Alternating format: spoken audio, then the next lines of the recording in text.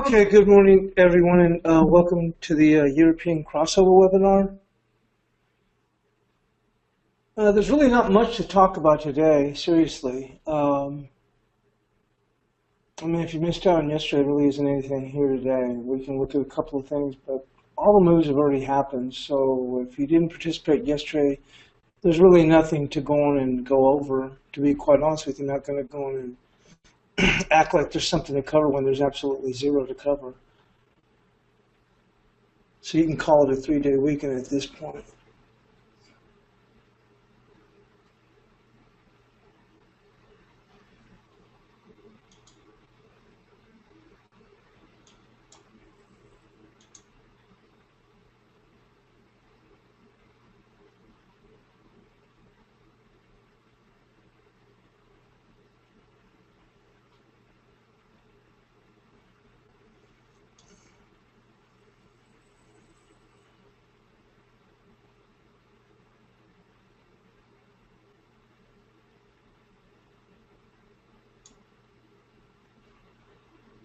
There isn't any real news happening overnight.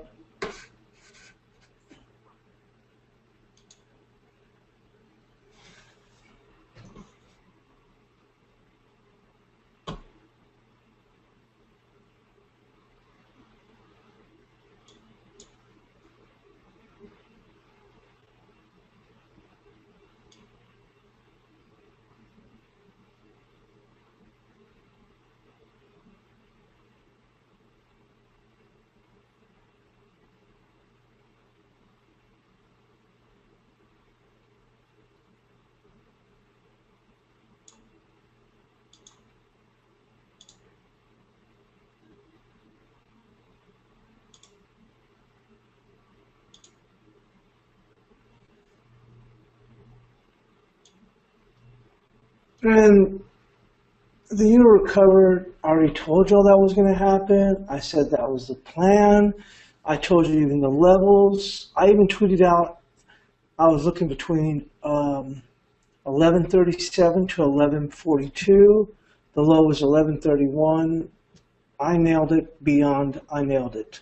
So there really, like I said, if you didn't come in yesterday, there really isn't a whole lot for you to watch today. Seriously, absolutely nothing. Because the move's already over. So if you just want to get a recap of what happened yesterday, that's about all that's really going to happen. There's no news whatsoever. And I don't think there's any plays either. So if you want to just jet on out and call it a day, you can certainly do that.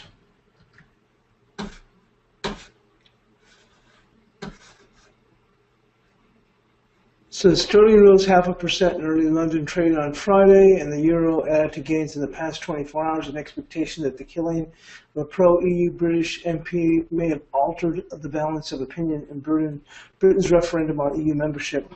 Speculation was rife among traders after the murder of Joe Cox on Thursday that Prime Minister David Cameron might push back the vote due to take place on June 23rd.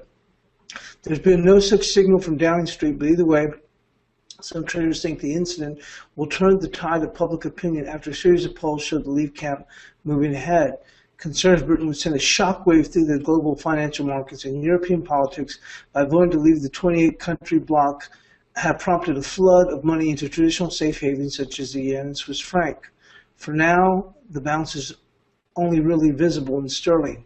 BNP Paribas strategist Michael Snyde said, "The biggest move this week has been the shift in Fed expectations, which we have seen a surge in the yen against the dollar. What's interesting is the euro has not reacted, which suggests there's been an increasing risk on the euro itself. Like that is any real news. Like I called that from the frickin' get-go. That the euro had not priced it in since last week when the euro was trading. It already hit 114, and we were below 114. And I told Blake and I told everybody the euro has not priced in the risk of Brexit.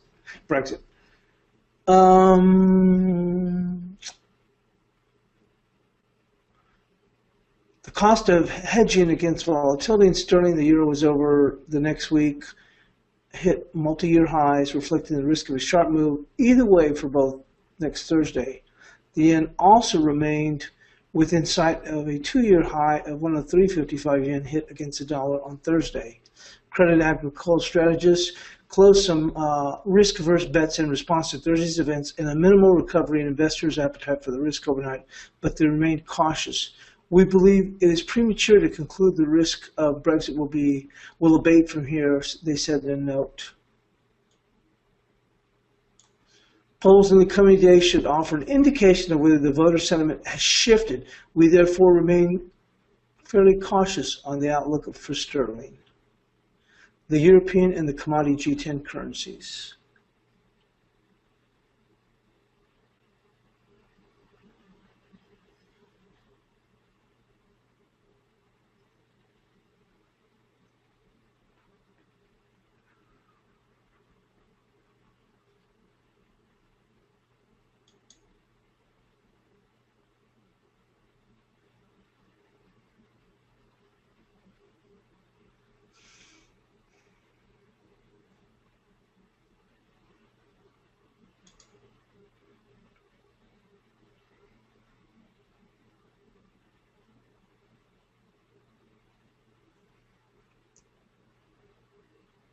So as you're coming to the States, we do have building permits at 8:30 Eastern.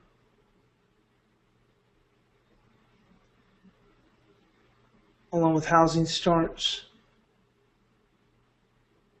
And we have Canadian CPI inflation.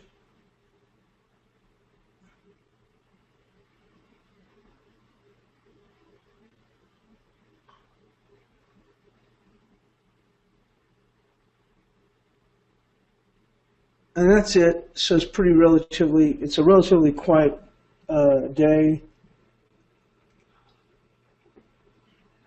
We've had a huge turnabout.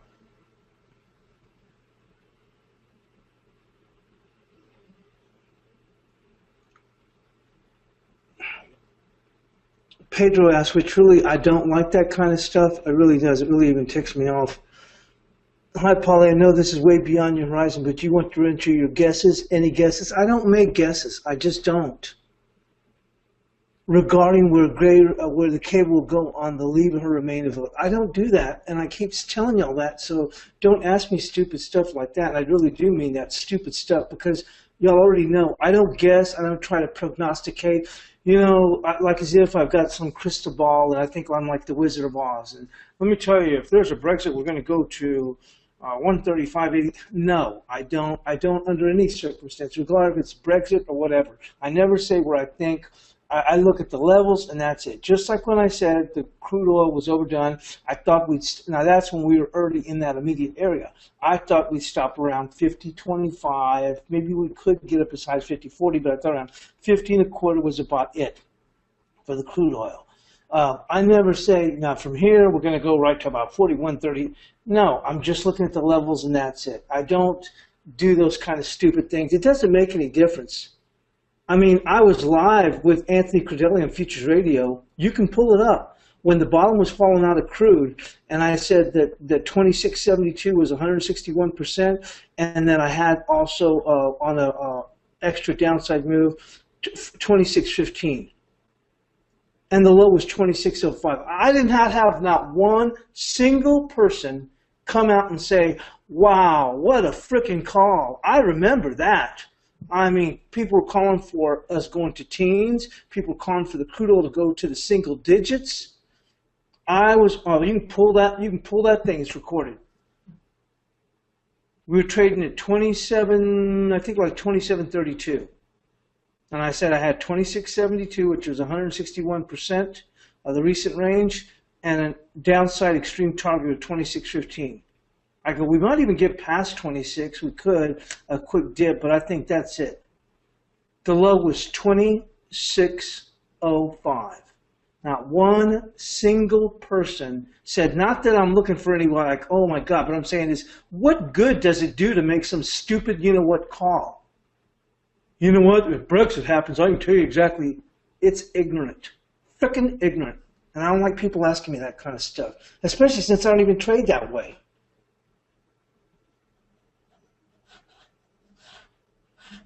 Nobody cares. Nobody freaking cares. If you're going to go and say, pull out something. I mean, that was in the heat of the moment, in the heat of the battle, when crude was at its lows. I mean, who cares if you say something? I think crude will stop at $53.33. Does everybody remember that call? Nobody cares. And I'm not going to waste my time doing that kind of stuff. It's ignorant.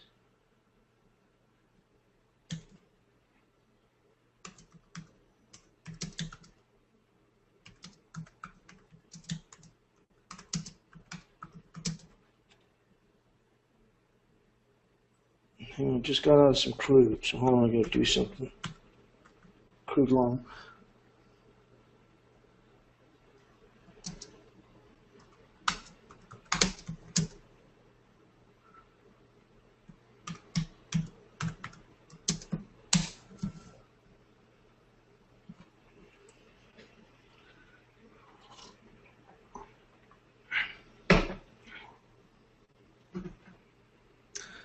Pedro goes, sorry. Well, I don't mean like that. I don't ever like to guess like that because there's nothing to gain by guessing. I mean, I keep saying I play the levels, I play the levels, I play the levels. When I said 46.37 yesterday, I had a level there.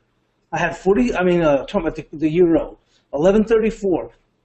So I had a level, I think it's 11.30, might have been 39.37, but I said third between 37 and 42.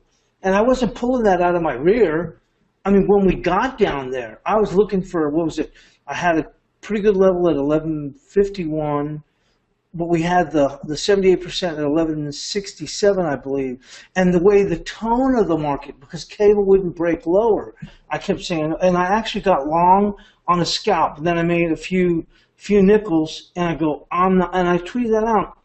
I'm not getting long until cable gets below 40.54. I'm not going to get long. And it actually went to my price. I'm like, ugh.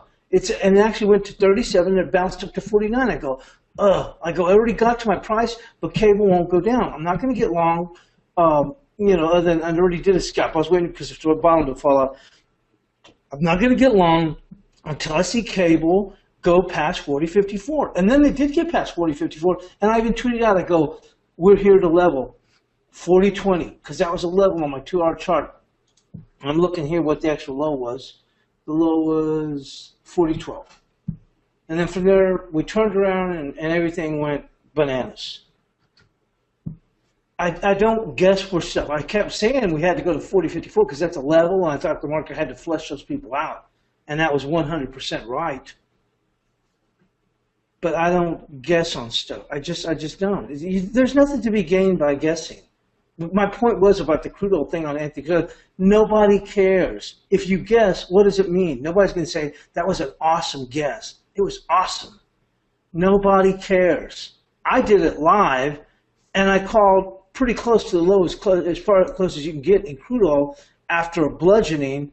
Not one person said, wow, you didn't guess. You actually called it while it was right there, and it was getting ready to make a low. So if no one's giving you props or no one recognizes when you're calling it right in the thick of the battle, who's going to care on a guess? It's senseless. Alan says everyone seems to speculate that the pound will drop drastically if Britain leaves the EU. Is it possible on the other hand that if Britain leaves the EU, the pound will actually strengthen with the feeling that the euro may actually be a drag on the pound?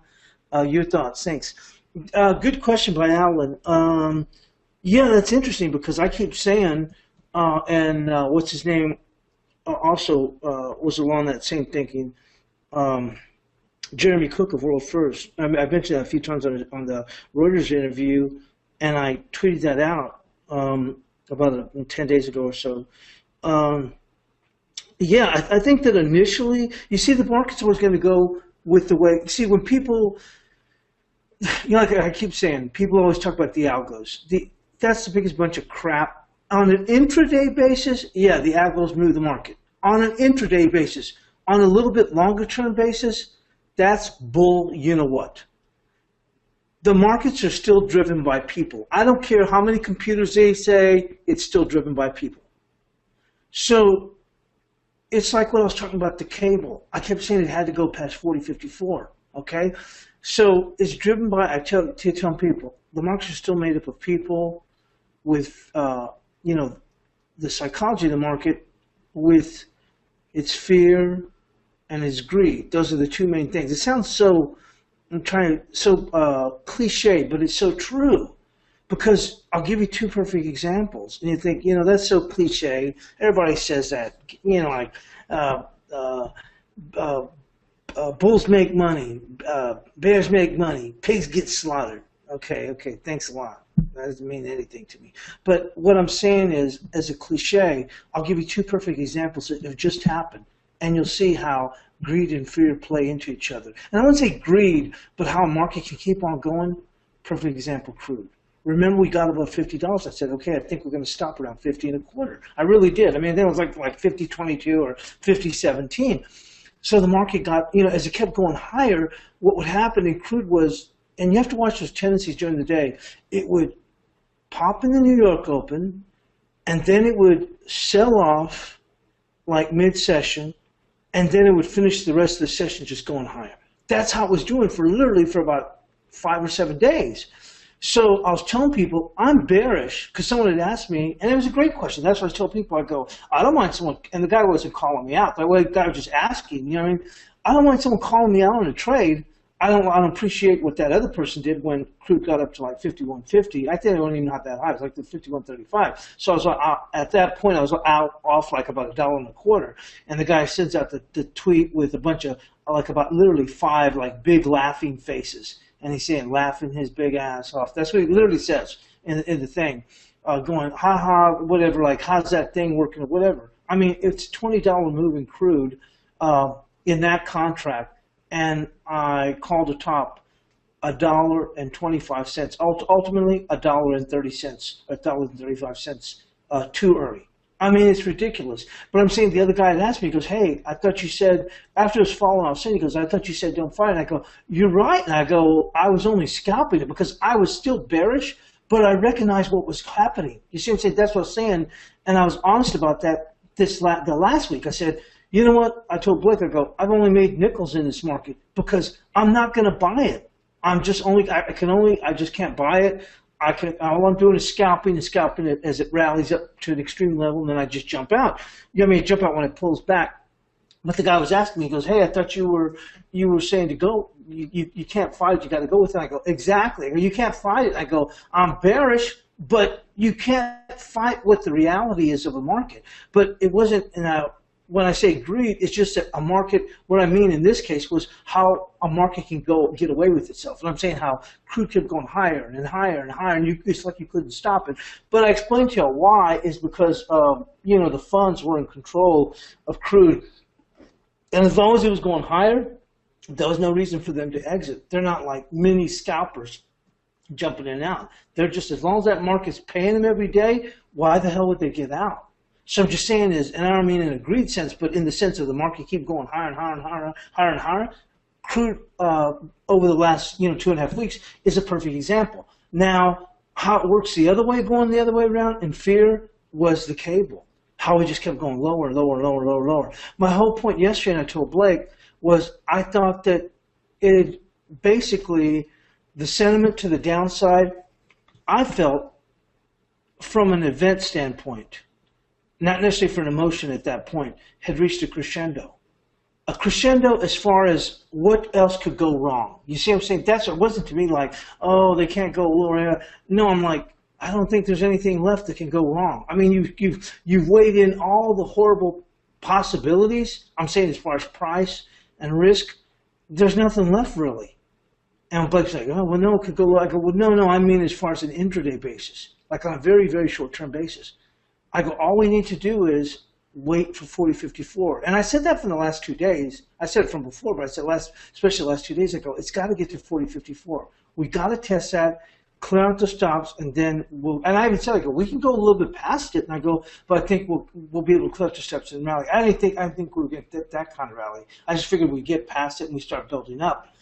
So I think Alan makes an excellent point, though, is, okay, here's what's going to happen. If they were to do that, it's going to be, the market's going to go with what they believe is going to happen initially.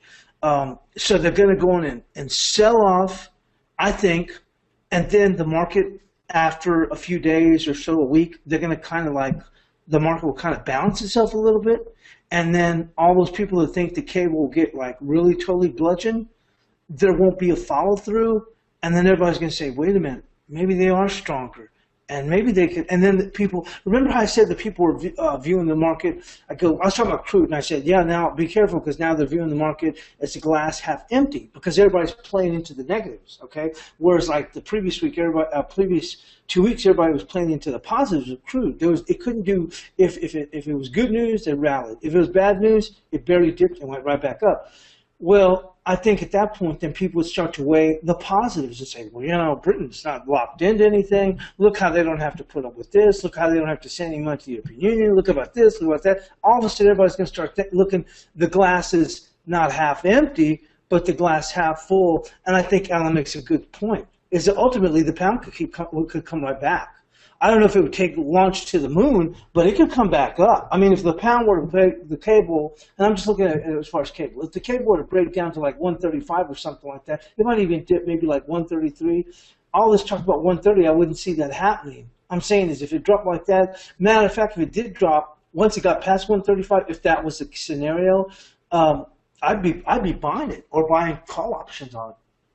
Because ultimately, I could see the cable ultimately rebounding after a few weeks and being right here at 142. After it may have dipped to 133 or something. And not that I'm guessing 133, I'm just saying as 135 at being a key fig, and then they dip below it. Maybe they dip below it 100, 150 pips, and then there's no follow through, and then people start to cover. Then people start to see the glass is half full and all the benefits for the UK. Boom, we take right off. And then we could be right back here at 142 and a half. And then eventually we could probably go to 145, maybe exceed 145, and then the market kind of runs out a little gas, and then we kind of back and forth, and then from there, who knows what's going to happen. But I'm just saying, not guessing, I'm just saying, I don't guess for stuff, but I like to have like little scenarios in my head. Because this way, if stuff starts to happen, you're not like, I wouldn't say freaking out, but you're not like caught off guard. You can say, well, I could see that happening. And let's say that they ended up going with the Brexit, and you go, wow, you know, yeah, it sold off to that price. Let me see how the market gets beyond that. So they go beyond 135, and then they tick down to like 133.80, 133.50, maybe 133.29, and there's no follow through. Like at that point, the market's kind of quiet down. You go, you know what? This is not a bad time to get long the pound. And you start to weigh things and stuff like that. And next thing you know, the market's a whole lot higher a few days later, and then it really starts, you know, going to the upside. So let's go in and get into the charts. Like I said, there really isn't a whole lot to cover. I'm just being honest with you. I mean, if you weren't here yesterday, wow.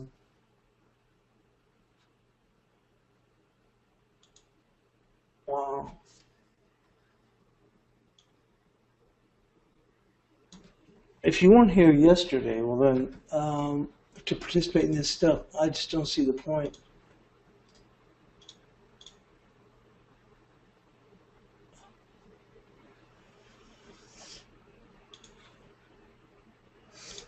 Trading with Head says, I remember your call on the low on oil poly. So let's just go on and get to the charts.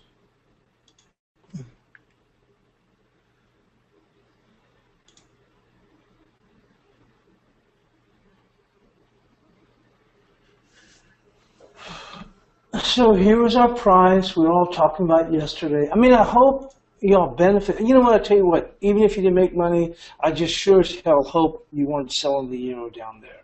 That's all I'm saying is. You know, the only thing is, I'll tell you what I'm bad about. At least I'm honest about it.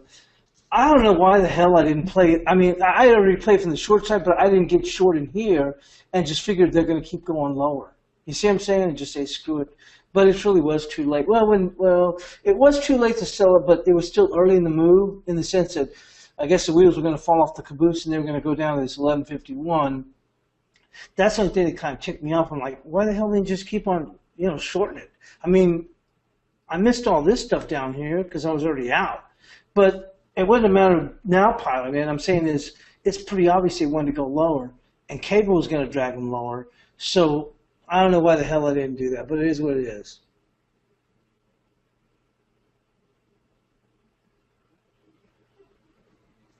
But I mean, if you've already been on the show, I mean, there's no sense to go over all this stuff again. I mean, it just sounds like now it sounds like as if I'm just trying to go on and tell you, oh, I was so good. Look at this. We already covered these levels and what all happened up here and this move. I will say this from a helpful standpoint. Where I was coming up with this is just price structure, and we already talked about that. And sometimes on Fridays, we haven't done that lately.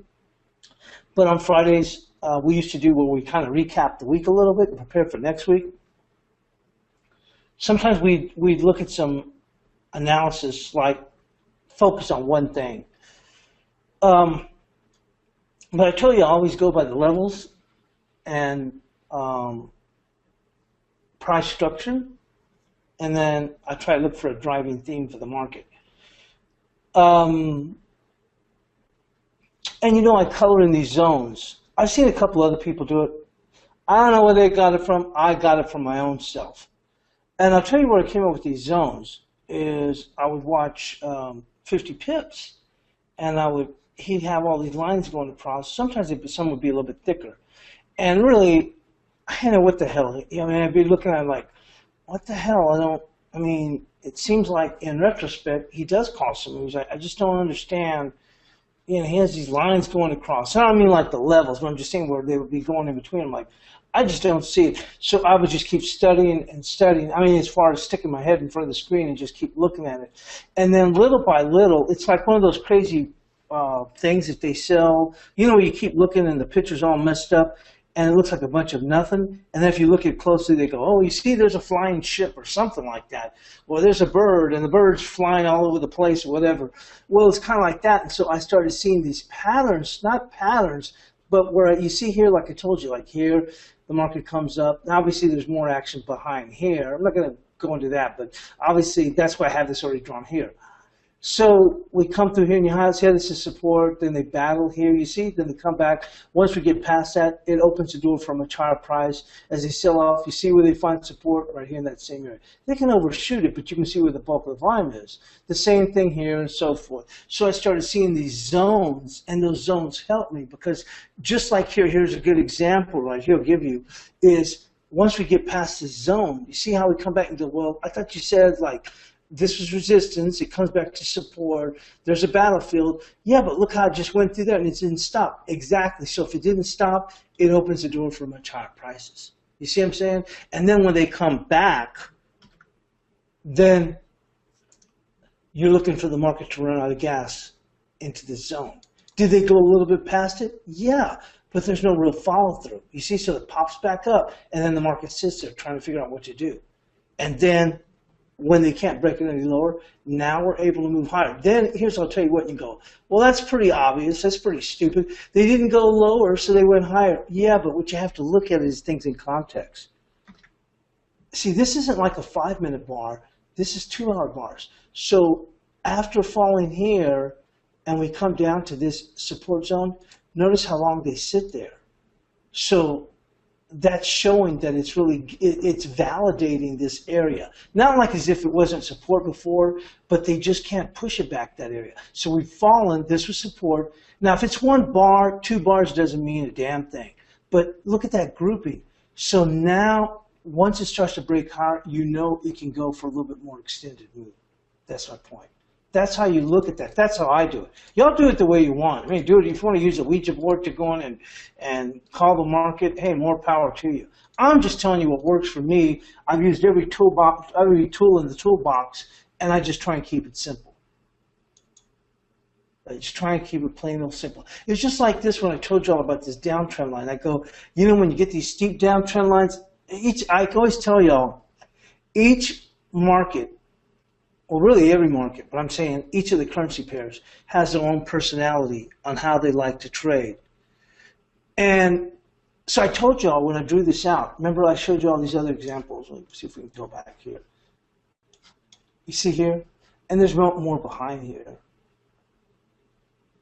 I mean, here's another one right here, but I had some other ones too. Not so much the up ones, but like this one. You see that? When you get these sharp downtrend lines like that, you ultimately get a sharp rebound to euro. Doesn't mean you don't get it in other markets, but it's more pronounced in the euro. Like, I've got all this stuff scrunched up so it looks like it's all jam-packed, but look, here's another one. Now, if you stretch this out, you'd say, okay, look, you see, you see? And then look at this sharp rally back. I'm just saying, that's the tendency that euro does. You see what I'm saying? It does that. So you see here, like that, come back down, and then look at this sharp rally. I'm just saying, so this is why I kept saying we were going to 1182. You see? And this is on the other one, but I'm just saying here why we were going to go and take off. I go, probability-wise, doesn't guarantee anything. I'm just saying probability-wise, it would make sense that that euro is going to want to do that. So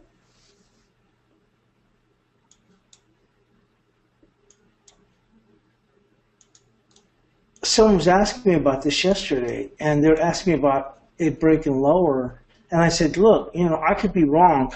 That's the whole thing. You have to say, it's already time for a break. Okay, we'll catch you in a few minutes, and we'll get back. There's not a whole lot to cover in the FX market. We'll kind of cover just general analysis, because there's nothing right now. Absolutely freaking nothing going on right now.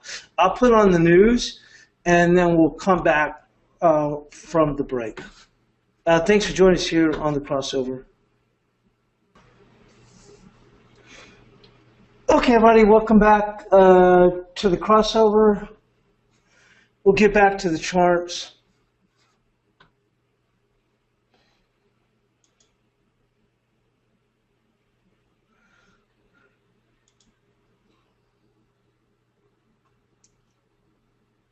But I will say, the reaction was far greater than what I anticipated. I will say that. So,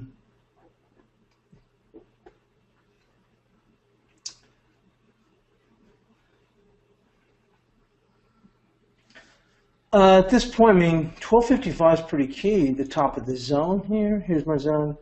So, I'm not in the euro anymore, but I guess when we rallied up to here, probably wasn't in a bad area if people try to take some off, which really, I saw this, someone tweeted out and I was copied on it or CC'd on it. Someone was already trying to short the euro here. And I even saw someone question it. They were like, the person hadn't tweeted to me, but they were talking about shorting the euro in the 1220s. And the person was like, I think it's a little bit too early to be shorting the euro. And then they CC'd me on it. I didn't respond back.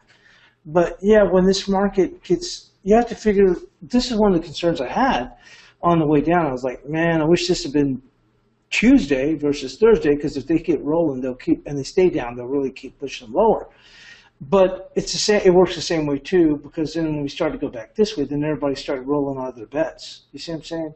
But 1220s would have been way too, I wouldn't say way too early, it would have been too early to start to short it. You'd have been better trying to short against the 1255, which really, it ran out of gas right here before the 1255. It did pull back. Then it reasserted itself, which is something I would think euro could do. And we got above it. Then you got a tweezer top.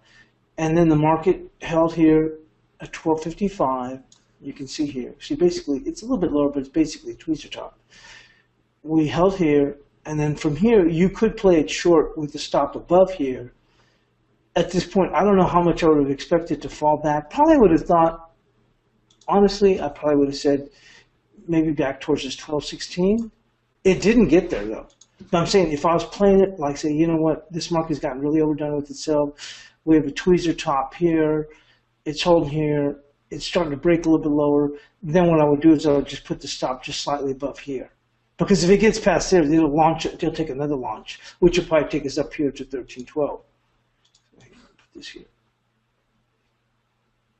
Now, when I say I'm not telling you stuff after the fact, I'm just saying how you would trade this. So we finally started breaking lower.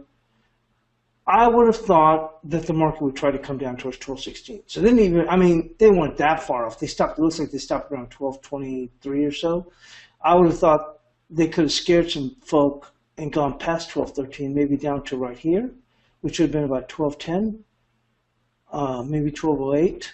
So they even stopped before then. So the market, what this tells me, because that's what I'm saying, is this how, if I was right here, I would have played it this way, and I would have made money, but I would have made not that much. I would have made money, but I wouldn't even have gotten to my targets, which I would expect. I go, okay, now it's starting to break. There's a tweezer top. Let me put my stuff above here.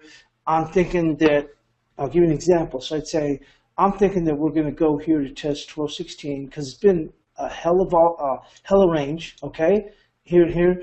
And they'll probably overshoot it. This is what I would thought. And they'll probably come here and test this.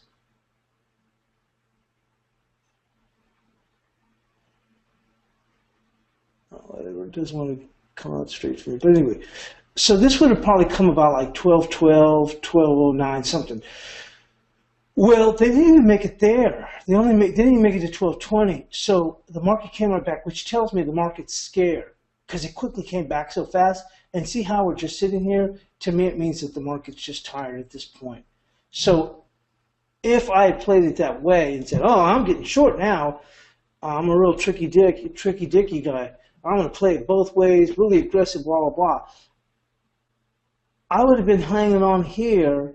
The market would have started coming back. Maybe I would have given it a chance. So I probably would have ended up ultimately getting out around 1232. So I would have made money, but well, I guess I would have made like maybe 30 pips or something, but not what I thought, because I would have thought that it would come down here, which was in like around 1209, 1210, 1212. So the fact that it comes back real solid, and now the market kind of sits there. My guess is we can probably punch above this high, but there won't be any follow through. So at this point, for me, I'd be going, I don't want no part of it, because I think we can still go lower, but you know what? I can see them punch a little bit higher. To me, that's like a freaking coin flip. I still think they can probably punch past this, but I don't believe there'll be any follow through. I could be wrong. That's what I'm saying. So in that vein, I'm saying, you know what? I want no part of it. That's what I'm saying. So I don't think there's anything left here. So we can take a look at the cable, and there's my 4054 that I was talking about. And even here I kept saying, we got to go to 4054, we got to go to 4054. And even when we're here, I said the same thing. I go, we got to go to 54. We got to go down there to clear out the stops. I go, you know, at first it looked like, okay, they were acting like they were just going to take out the stops here and then try and pop back up, which initially they tried to do. And I think they took out the stops here, and then they made it back to, I think it was 41.19. And then they turned around and started sliding right back down the pole, which made me feel better in the sense that that's what you wanted to see for this market to go in and work lower. And then obviously we broke lower. Here's where I came up with the 4020. Y'all saw me tweet that out, and that's where it came with it. And actually I got, well, okay, actually it's 4024. I think it said, I guess it was looking at, but anyway, I said 4020, but it's actually 4024. And we'll take a look where I came up with that. You see right in here. So that's where it came. Let me see right here. Nope. No, so let's see. And I just looked at it real quick, and I guess it just said 4020. It was actually 4024. But this is where I was coming with that. You see the touch, and actually it should have been, yeah, you know what? Look, that's where they came up with the 4017. You see that? Look. You see that right here? This right there? That one right there? That is 4019. And I think the hello was what, 4017 or 4012, something like that. But anyway, so what I do would just go with the touches. But this one was pretty good right here, right there. So I can't complain. That was 4024, and I thought it was 4020. But anyway, that's what I'm saying. Hey, we're at the 4020 level. It was trading there. I was actually trading 4020, but I thought like, it's trading at whatever. Well, yeah, we can see that. No, I meant that's the level. 4020, but I said 4020, but I meant 4024. You can see the market overshot it, but I mean by a few pips. But then we got this huge rally, and I thought, because like I said, I felt that when I was telling Blake that, I didn't mean that it couldn't overall go lower. What I meant was the sentiment I felt, and I mean the risk sentiment. Now, when I say I felt that it hit a crescendo with the thought that there's not really anything on the horizon that's going to change anything. on an intraday basis that we were going to, that we could keep on rolling lower. So I thought if we tested the 40.54, that would be enough. That would clear out the stops here. You see, we had this low here. Then we rally up. Then we have this low, and then they really, there's a lot of trading. They can't do anything with it, and they rally. So a break of that would clear out all these people, because anybody that got long here said, okay, this is it. It's done. There's no more selling. I can tell you there's no more selling. But just in case, I could be wrong, I'm going to put my stops right here. Well, then this allowed them to test those stops. And then we had to come to, I told you, 40.54. You can see that. It was, to me, it was clear as a frickin' bell. You see that? That's where it came up with that zone. And there it is. And the plan played to PERFECTION, perfection. Look, I called it before it got there, and I didn't just say it's going to get to this price and this. No, I called it before it got there. I explained the scenario. I went into details as to why I thought that was a frickin' awesome call. There's no doubt about it. It's not like I said, you know what, I think we're going to get this level and we're going to turn. No, I've been saying it for days, and I even said why it needed to get there. I mean, I gave the details of the zone, and then I even explained, like, not just from a price perspective. It needs to go to this price and turn around. Someone says, okay, well, I'm new to technical analysis. I don't even understand that stuff. No, I even explained the significance of getting to this price. I even explained it live on Twitter. Forget on the webinar, saying that we had to take out this level. Why we had to go and flush out the stops. You could have been brand new to frickin' trading, and you would have understood the logic that I was offering as to why it was key for the market to get to 40.54, and once we stabilize, that the euro could rally, and that my target, I was talking about this 1167, and I even told Blick, I go, you know, I came back on the webinar and said, you know, I'm looking for cable to stabilize. I go, and I tweeted this out. My entry is 1137 to 1142. The frickin' low was 1131. And I said, you know what? I'm just waiting for cable to stabilize. Go test those lows and stabilize. But I kept saying, we're way overdone. There's just not anything left on the horizon.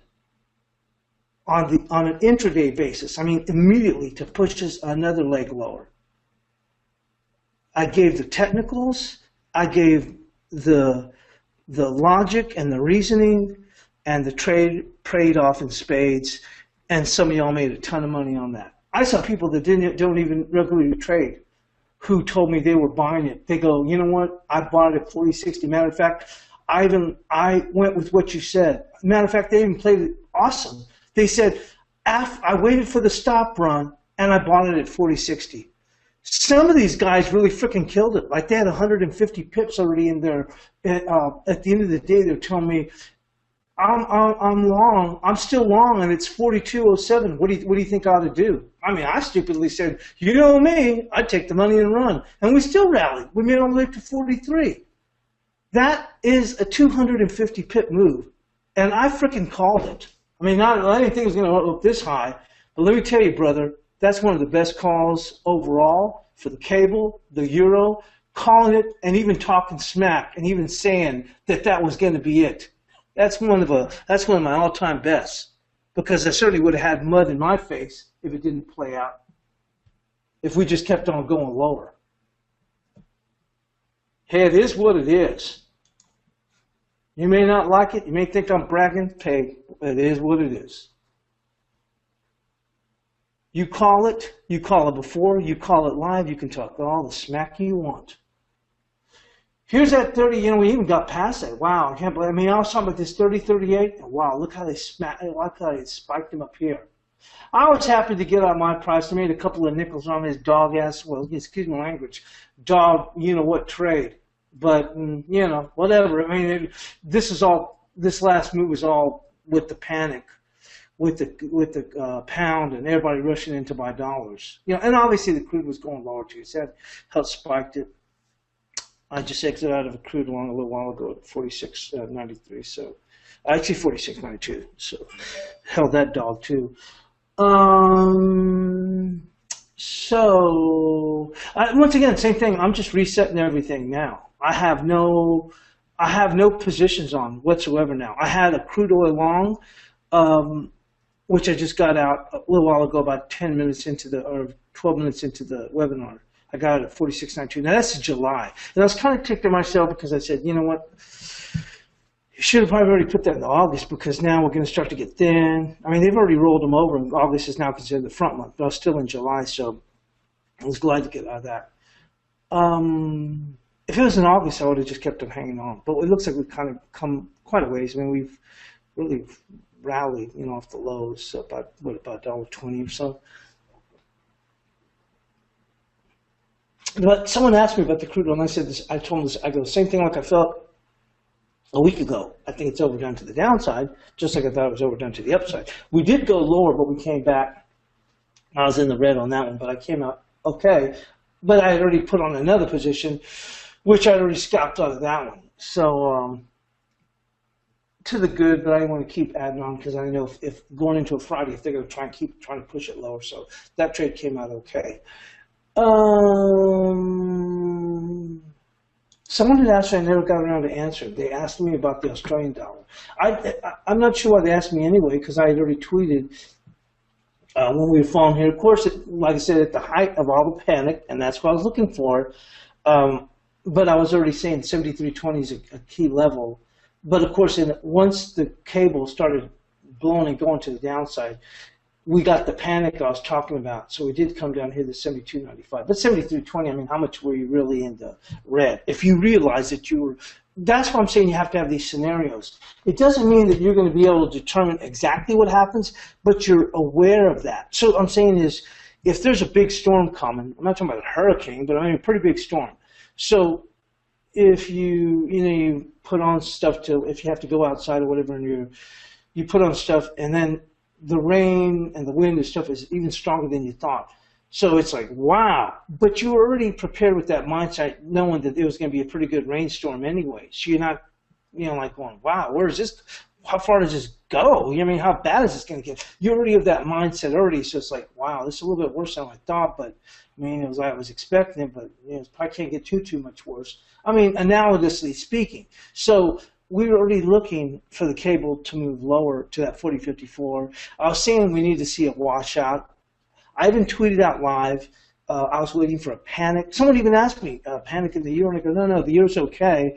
I'm talking about, so I said, the euro's okay overall. It's steady overall. And I go, no, I'm talking about the cable. We need to see some panic selling there.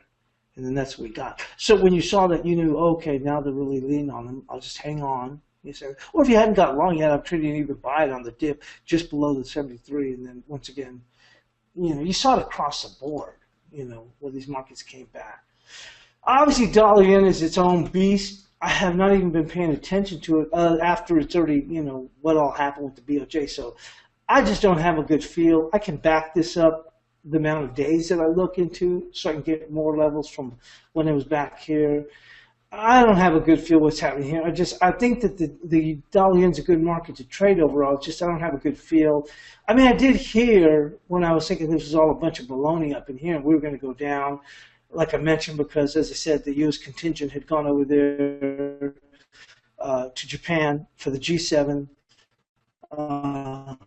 after, with all the other members, and that prior to the BOJ was talking a lot of smack, like, we don't care that the Treasury label us as currency manipulators. We don't give a rat's. You don't have to tell us what to do. We'll do whatever the F we want to do. And like I said, I probably sound like a broken record, but the U.S. contingent went over there and told them how the cow eats the cabbage, and that was the end of that QE BS, and you can see. And that played out well. And see, it's not a matter of me saying, you see how right I was? No. It's saying, you see how you lay out a scenario? And the market may not react that moment, but you see, in the overall long run, the market will play into that scenario. Even if you make a scenario wrong, you can say, wow, I'm wrong. That means, like, let's say they had done something here, and I go, you know what? I'm wrong on that. That means the door's wide open. They're going to keep trying to push higher now. But you see that scenario did play out, and that's why we had those weekly levels here. So we'll take a look at the crude oil market. So that's what I'm saying is like, yeah, I was right. I mean, like I said, I'm going to talk smack. I'm just telling you how it is. Yes, I was 100% right. There's no doubt about that. I was more right than anybody trading FX. Hey, you may not like it. It is what it is. Look, as Jim Rome says, scoreboard, look at the levels. Look at what I called for. Hey, you may not like it. You may debate it, but scoreboard. So what I'm saying is if you look at if you put these observations in place, and I'm just saying that's the way I trade. So that's what I'm trying to emphasize today is I had those scenarios in place. I didn't just look at the technicals. I looked at what was the driving theme, and I looked at the price structure, and that's why I said cable had to go to 40.54. So now we move into the crude oil. I haven't done much with the SPOOs at all, really, after saying we had to go lower. SPOOs were trading pretty tough, too, for a while there. So crude actually fell more than what I thought it was going to. Now, we've already made the rollover into August, so the July is trading at 46.99, okay? But you see, here was that zone here. I'll show it to you.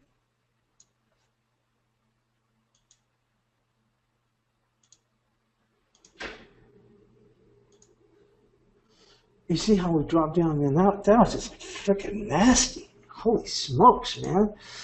There's no way I thought we'd make it down here. No way in hell. So, I mean, I was long and wrong here.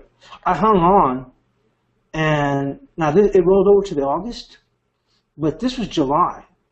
So I was able to get out of the July at 5:12, because right now it's 6 o'clock, at 46.93. Blake's here, should be here, so hang on.